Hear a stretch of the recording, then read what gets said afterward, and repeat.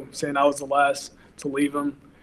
If I was last to leave Nolan, Nolan would still be with us today. That is Javon Williams, Nolan's childhood best friend, pushing back on everybody who claimed he was the last person to see Nolan alive. But Javon says he saw and talked to Nolan after 4 o'clock, later than the other friends swear anybody laid eyes on him. So whose story is true? Javon was not even on the same boat as the friends everyone was watching. He rolled out to Horn Island with a different group, and by his own account, he crossed paths with Nolan late in the day, hugged him, heard Nolan tell him he loved him, and left thinking his boy was just fine. That does not line up with the story the other friends put out, the one that has Nolan last seen around 3 o'clock before the boat pulled off. And Javon said one more thing that stuck with people. Really? Okay. Cops have not talked to you yet. No, sir. That's I don't odd. see why the cops would have. I don't see why the cops would have to talk to me. I mean, A childhood best friend who was out there that same day who says he saw Nolan alive after the others claim they last did, and the police had not so much as called him. Little crocs like that are why nobody can let this thing rest. But Javon is not even the friend the internet is most obsessed with. That title belongs to Warren Hudson. 2 weeks. That is about how long it took for Warren to start looking like a completely different person. You line up the before and after photos, and the change is impossible to miss. And the internet took one look and decided it already knew exactly why. Because, I got to put my own safety first. And even if that means, missing my friend's funeral, I mean, it's horrible. That is Warren, the young man calling himself the best friend of Nolan Wells, explaining why he could not even stand at Nolan's funeral. Put his recent photos next to the ones from just a few weeks earlier, and the weight is gone. The face is drawn, and the comment sections filled up overnight with one verdict: that a guilty conscience does this to a body. That whatever Warren is carrying is eating him from the inside out. And the content around it exploded. Side-by-side photo edits, reaction videos, commentary channels, all of them zeroing in on how much smaller he looks, all of them landing on the same read that the change is a guilty man's body giving him away. By this point, the Nolan Wells case had already become one of the biggest true crime stories of the summer, picked apart on every platform and covered on national crime shows, and Warren sat right in the middle of it as the friend who did the most talking. He told his side in a multi-part interview series that pulled huge numbers, and every time he opened his mouth to clear his name, the internet froze the footage and studied him even closer, counting the pounds and reading the hollows in his face like a confession written in a language only they could see. To understand why his name sits at the center of all of it, you have to understand how tight he says he was with Nolan. In long sit-down interviews, Warren has described the two of them as more than best friends, as brothers who had known each other since elementary and middle school, got close all through Ocean Springs High, and stayed on the phone with each other constantly through their freshman year of college. He called Nolan the sweetest soul he ever met, somebody who lit up every room he walked into. But later on, Nolan's own family would quietly question just how close that bond really was, with the stepfather saying he was not that familiar with some of the people now claiming to be Nolan's closest friends. And that little sliver of daylight is something the internet grabbed and never let go of. By his own account, Warren did everything a friend is supposed to do in a nightmare. He has said he threw himself into the search the very next day, handed his phone over to police, and answered every single question investigators put to him from the first hour, cooperating fully from day one. He has also said more than once that he wishes they had never gone out on that boat at all, that Nolan would still be here if they had just stayed home. On what would have been Nolan's birthday, he and the other friends put out a statement calling Nolan the brightest of lights whose memory would shine on in their hearts always. The pressure sitting on Warren right now is real and heavy, and he has not hidden it. He said it out loud in his own shaking voice. I've gotten thousands of death threats. My family's got thousands of death threats. Thousands of death threats, and some of them were serious enough that people got arrested. including recorded calls stuffed with racial slurs, son for a son type language, threats aimed at his family, and even bomb threats tied to the case, on top of in-person confrontations. He and the other friends have talked about living with their heads on a swivel, scared to show their faces in public, which is exactly why Warren could not bring himself to be at the funeral. His stepmother, who happens to be a local judge, had to temporarily shut down her own social media over safety fears for her kids, before posting a timeline to try to fight the rumors with facts. And the family on the other side has caught heat too. Even Nolan's own mother has been dragged. We have consistently been degraded by the public.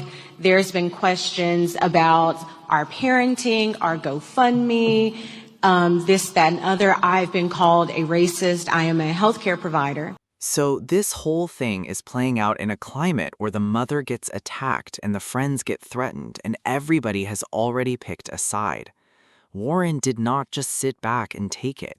He and two of the other friends who were on that trip, Jax Pitalo and Morgan Seymour, hired attorneys, including Mississippi lawyer J. Tyler Cox and a New York defamation specialist named Edward Andrew Palcic, vowed to come after the people spreading false claims, and even sent their lawyers out to Horn Island to look around for themselves.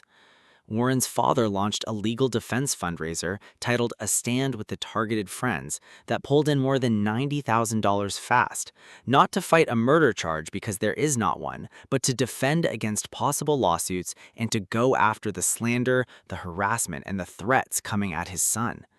That is how deep this has gotten. 3 young men lawyering up and raising money just to survive the aftermath of a day at the beach. Even now, months down the line, no charges have been filed against Warren or any of the friends.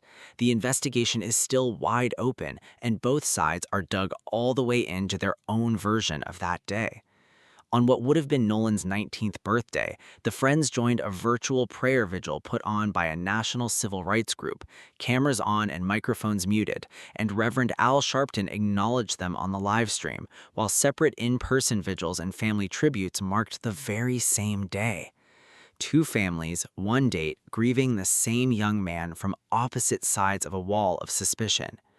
And a big part of why the reaction ran this hot from the very first week has nothing to do with anybody's waistline. And we're talking about the Deep South. We're talking about a very charged political time. We're talking about one black kid with several white kids.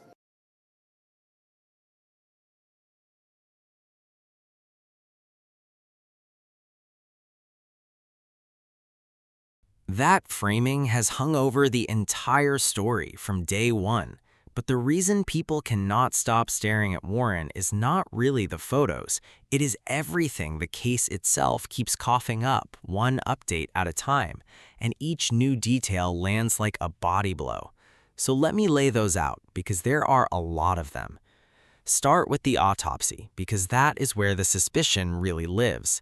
The investigation is led by the Jackson County Sheriff's Office with the State Department of Public Safety, the Marine Resources Department, and the National Park Service all in the mix, and the district attorney handling it, Angel Myers McAlvath, has said the case is being run under standard Mississippi procedure.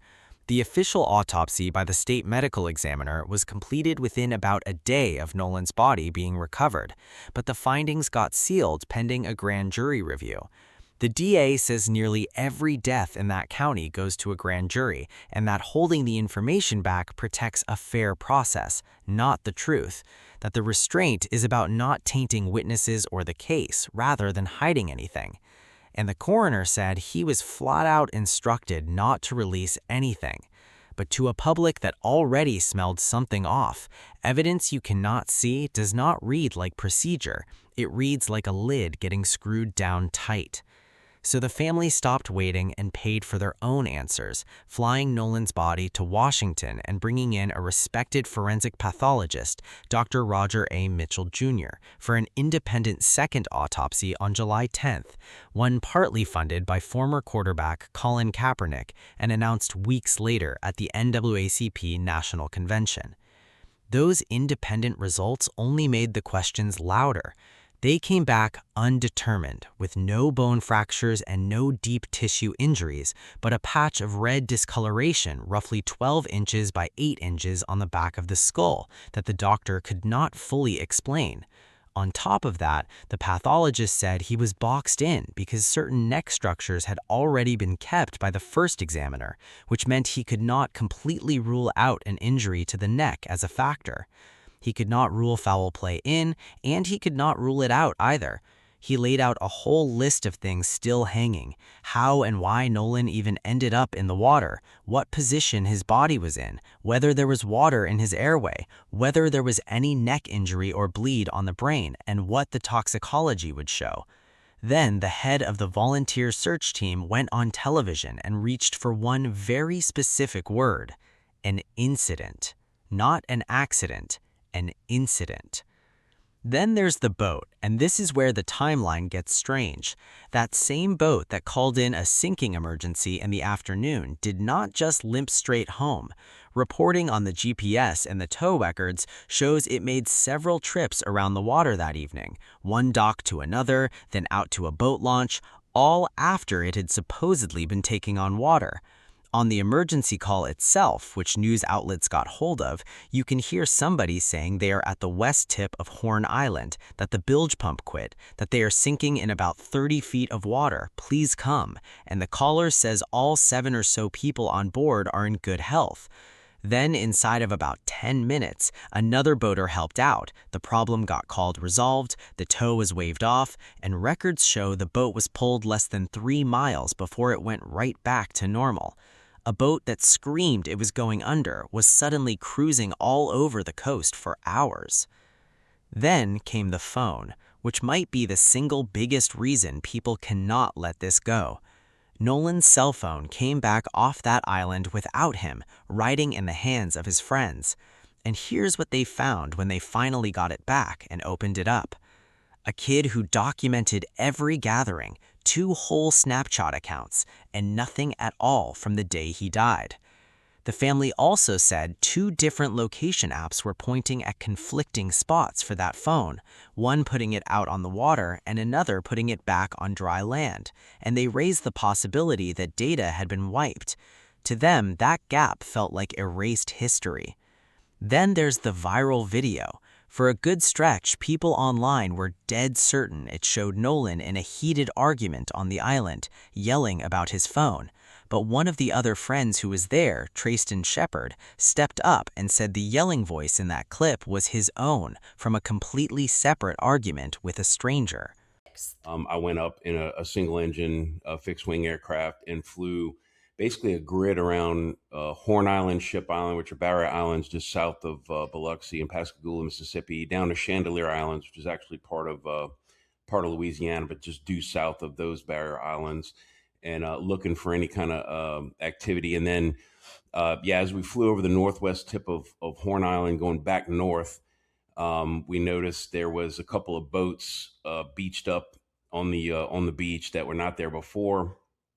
And I could look down and I could see that something was going on. And then we made a circle around. By that time, a lot more law enforcement boats were showing up. And before you know it, they had, probably a dozen boats huddled up on the beach there. So we knew that they were setting up a command center. There is also the girl. The friends say Nolan stayed on the island because of a young woman he had just met, but when investigators found her, her account reportedly did not match theirs, with her believing he was leaving with the same friends he came with. Both versions cannot be all the way true, and that clash is one of the knots this case keeps snagging on.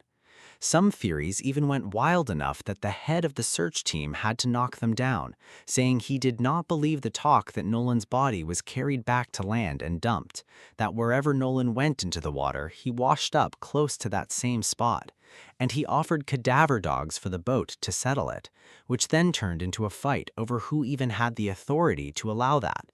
Through all of it, the family, working with civil rights attorney Benjamin Crump and with Reverend Al Sharpton speaking alongside them at press conferences, kept pressing hard, sending preservation letters, running a tip line, and pushing for a joint examination of the phone with their own experts in the room. Crump kept hammering one line especially. asking what teenager on earth leaves their phone behind if they really plan to stay out there, and framing the family's doubts in a long history of Black families not trusting how their cases get handled. A large reward went up for real information. The toxicology results are reportedly finished but have not been released, and through every bit of it, the family keeps their eyes locked on the one thing that never changes for them. Our community is grieving the tremendous loss of Nolan Wells, who is loved and treasured by everyone. Nolan's family deserves answers, and our community deserves answers. To feel the full weight of all this, you have to know who Nolan actually was, because he was not a stranger.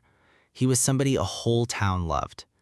Nolan Xavier Wells was born on August 19, 2007, and grew up in Ocean Springs, Mississippi, a coastal town just east of Biloxi, and he lived there his whole life.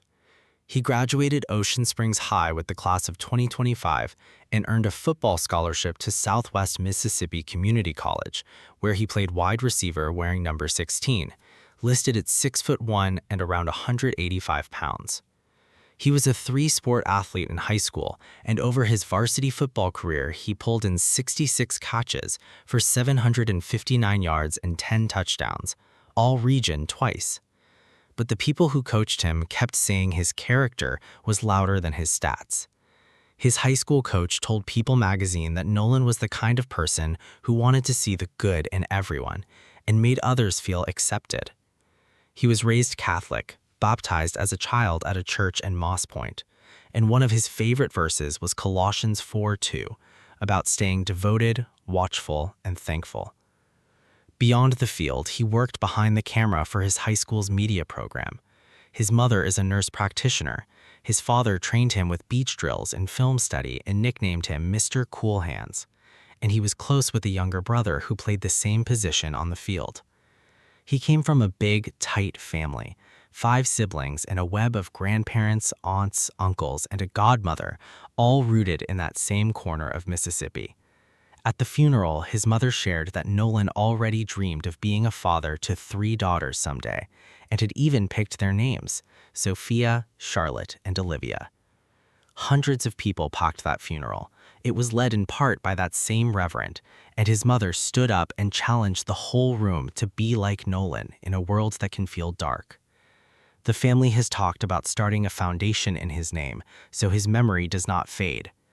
His parents had also drilled one rule into him hard, the rule this entire case keeps circling back to.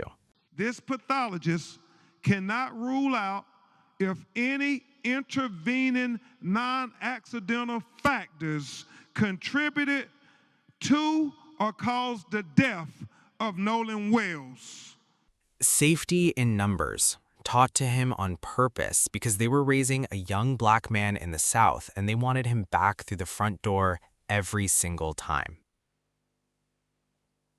The night before the trip, on July 3rd, Nolan cooked salmon for the family, hugged and kissed his mother goodbye, and headed out to stay with friends. And that was the last time she saw him.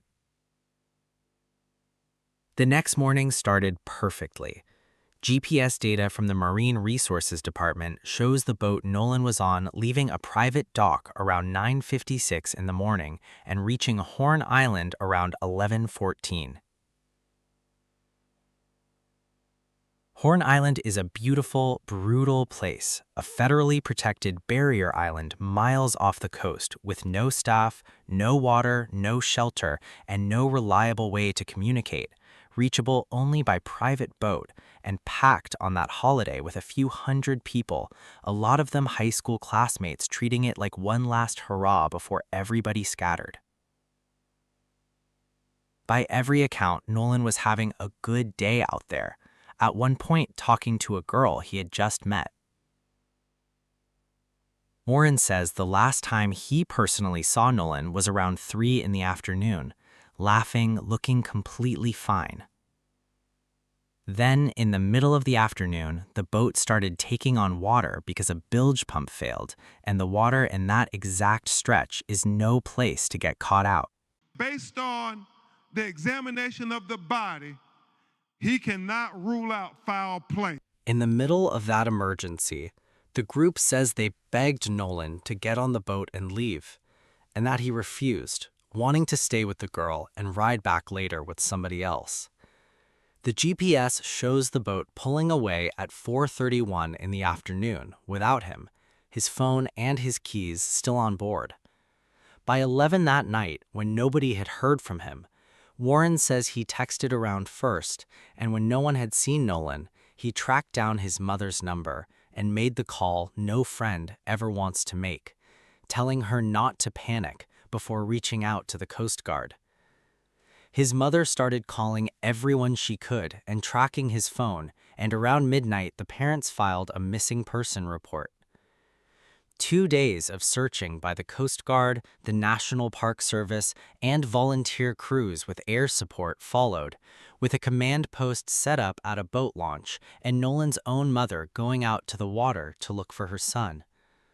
On the morning of July 6th, around 8:45, a park ranger found Nolan's body along the shoreline near the northwest tip of the island, identified through dental records, wearing only his blue swim trunks, which matched exactly what he had on when he was last photographed.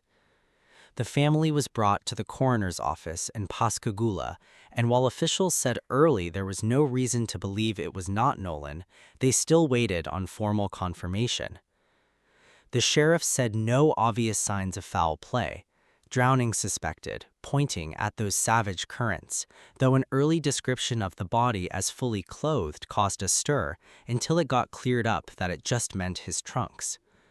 And one of the friends said it as simply and as painfully as anybody could. Nolan was just a guy that if you were feeling down, he's going to put a smile on your face.